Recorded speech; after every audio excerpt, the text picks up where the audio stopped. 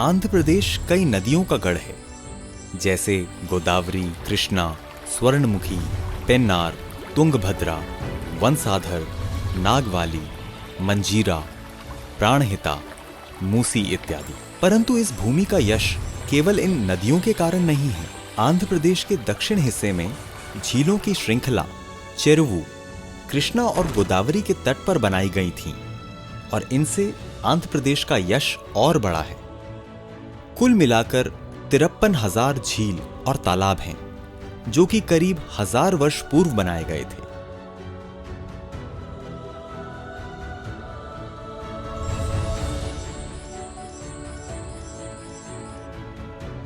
यदि इन सभी झीलों को लंबाई से जोड़ा जाए तो यह पृथ्वी का भूमध्य रेखा पर घेराव कर सकती हैं। परंतु प्रश्न यह उठता है कि जब आंध्र प्रदेश में इतनी नदियां हैं तो वहां इतनी झीलों की आवश्यकता क्यों है? यह इसलिए कि एक वर्ष के 8,760 घंटों में कुल मिलाकर केवल 100 घंटे ही बरसात होती है, परंतु उन 100 घंटों में मूसलाधार बारिश होती है। यदि यह तालाब न होते तो इतनी वर्षा के कारण बाढ़ आ सकती थी और जब वर्षा न हो तो सूखा पड़ सकता था। हमारे पूर्वजों ने भूमि के तलरूप के प्रकार से चेरुवु का निर्माण किया, जिससे वर्षा के पानी का संचयन किया जा सके। जब एक गांव का तालाब पूर्ण रूप से भर जाए तो एक नहर के द्वारा अगले गांव के तालाब में पानी भर जाता था।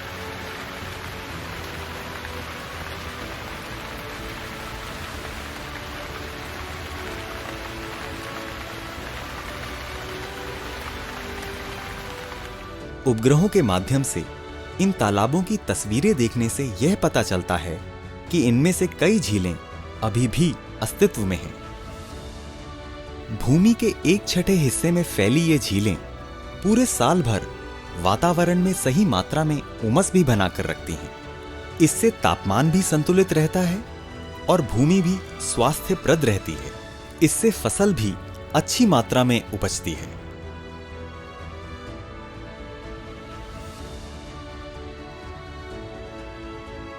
पेड़ों की जड़ों द्वारा पानी सोख लिया जाता था और पूरे पौधे में पहुंचता था, परंतु वातावरण की उमस ही उस पानी का वाष्पीकरण होने से रोकती है। इसके कारण इस भूमि से साल की 3 फसल उपजती हैं और वहां की जनसंख्या यशवान होती गई। हजारों वर्षों से पूरे विश्व में ज्ञान, विज्ञान और दर्शन का केंद्र रहा है यह अतुल्य भारत।